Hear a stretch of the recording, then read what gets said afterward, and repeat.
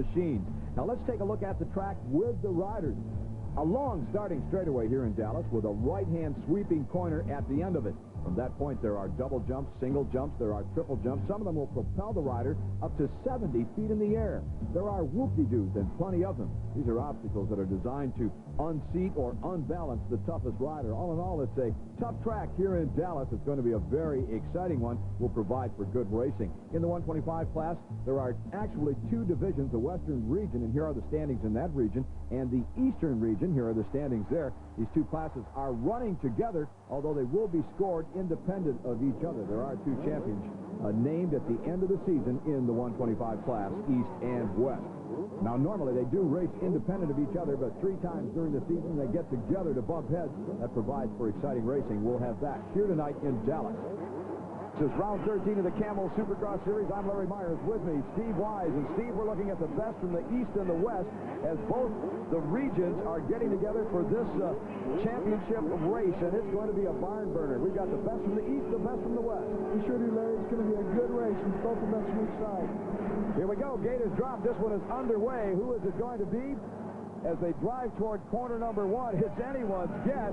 It looked like the Yamaha of Jeff Emig, rider number 18, and indeed it is. The Yamaha Speedster gets out in front in this one, and that's the place to be. He's followed closely by Buddy Antonez, rider number 20.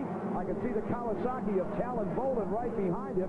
The leaders in both the East and West region are back just a ways from the front runners in this one. We expect, though, to see them make their presence felt before this one is over. Jeremy McGrath in the West and Brian Swink in the East. But right now, out in front, it's all Jeff Emig aboard that Yamaha. And Steve Wise, the past several weeks, Emig has been riding a 250. Today, though, going back to the 125. What kind of problems will that create for him? Well, Larry, it'll create a few problems. The 250 has quite a bit more horsepower than the 125, but the advantage of the 125 is it's so much lighter. You're able to throw the bike around, and it won't tire you out nearly as much. From a rider's standpoint, is it difficult to switch from one to the other? Well, it is for a little bit, but then after you ride the 125 for a while, you can get right into it, Larry. The 125cc class in Supercross is the farm league of Supercross. It's where the youngsters have an opportunity to prove themselves in front of a huge crowd on the tough man-made Supercross tracks. It's the farm system is what we call it, but nowhere near a minor league caliber of riding. These guys are hot all the way through, and now we've got moves being made through the pack by this young man, rider number 125. He is flat getting it done. That is Jeremy McGrath. Here comes rider number 25. He's moving into contention in this one. 25 coming out of that Eastern Series, Jeremy Buell. See, this 125 class is just dynamite. You don't want to turn your set off or turn your back 1 second because you never know what they're going to do. I'll tell you, these guys, Larry, are after factory rides, full factory rides. You know, they're out there trying to prove themselves to show that they have what it takes to be a top factory rider in America today. Emig continued to leading the way, and right behind him comes Buddy Antonez. Emig has opened up about a 15-bike length lead now over the rest of the field. Antonez running in the number 2 position. Behind Antonez is number 311. That's Tyson Bolden. Then comes our leader from the Western region, Jeremy McGrath, rider number 125.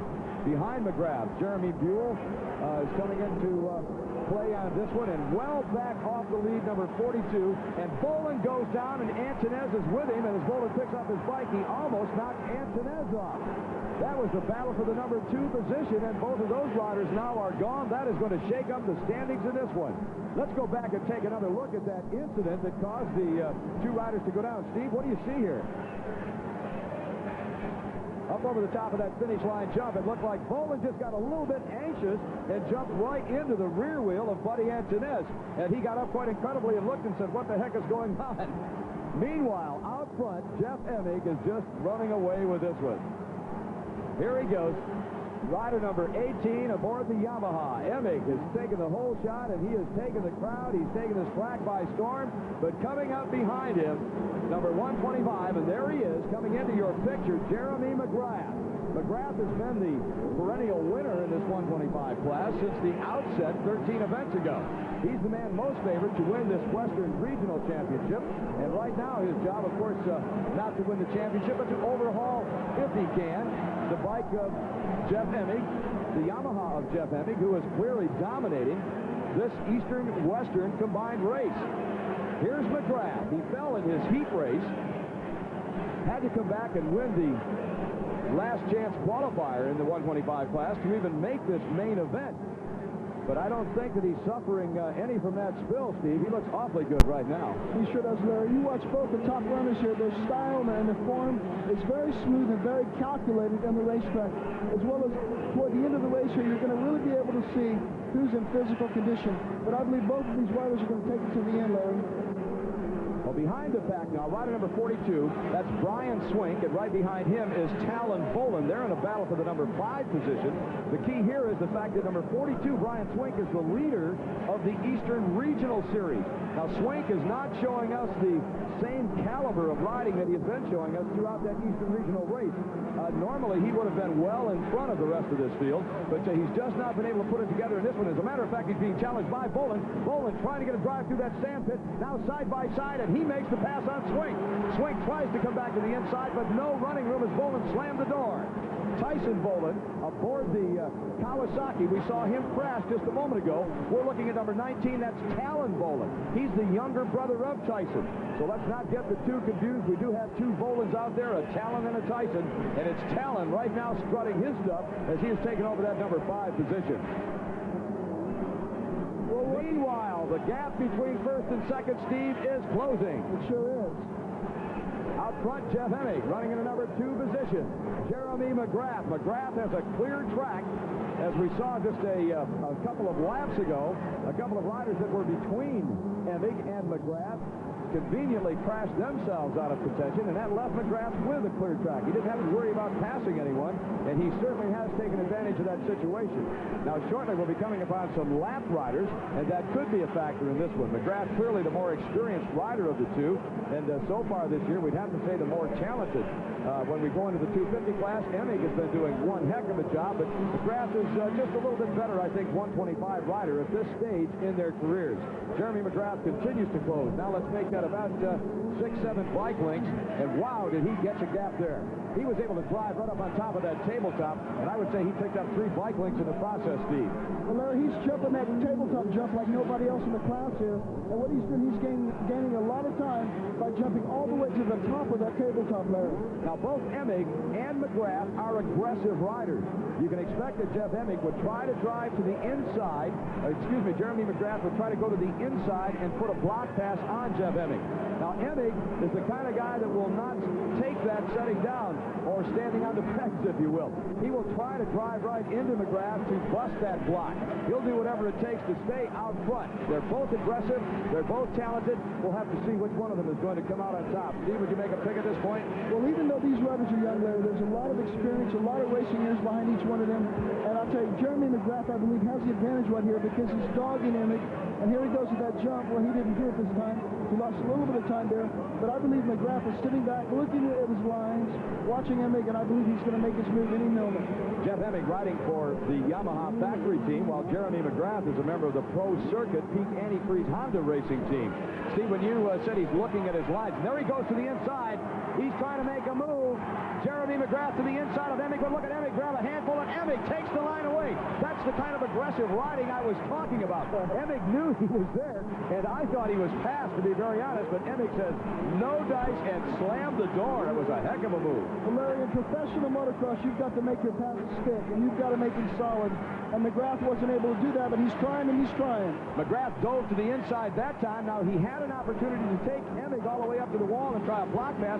He chose not to do it for some reason. That doesn't mean maybe the next time around that he won't try it. And here we come up to that tabletop jump again. Let's see what happens this time. And he jumps it, and Steve right there, he had him set up for the pass.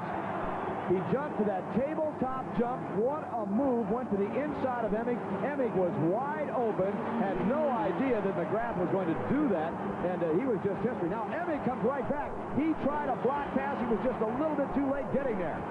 Steve, let's go back and take another look at that pass. Now, you called it when you said he was the guy jumping this step-up jump. Now, tell us what's happening. In notice, Larry, he started from the outside line, cut across back to the inside, so he had a good line coming into this turn here, cleared the jump, made an incredible amount of time through that jump, and then basically took the line away from Emig and then went out of there in the lead. Jeff Emig says, what happened? Outstanding Supercross move on the part of Jeremy McGrath. and now Emig has to jump right back and take the same advantage that McGrath had. So what Emig needs to do is he needs to watch McGrath take that jump when he passed it to see if he can make up any time there. Steve Wise, a former professional motocrosser and Supercross rider, as a matter of fact, winning a Supercross event on his birthday in New Orleans a good number of years ago. Steve, do you remember the year? I remember very well, Larry. My birthday in 1979. Boy, what a birthday present that was, sure taking was. the checkered flag of that Supercross. Right now, looking for a checkered flag, Talon Boland in the number 4 position. He's going to see it from that spot if he doesn't wick it up just a little bit. Immediately in front of him, rider number 25. That's Jeremy Buell out of London, Ohio, aboard that Peak antifreeze Honda. So we've got Hondas all over this place. One in first place, and Jeremy sitting back in the number 3 position. In between them, a sandwich is Jeff Emig aboard the Yamaha. Now Boland is starting to pick up the pace just a little bit. He's becoming more aggressive as we work through these lapped riders. Boland getting a little bit squirrely. Buell goes to the outside, and Buell got squirrely.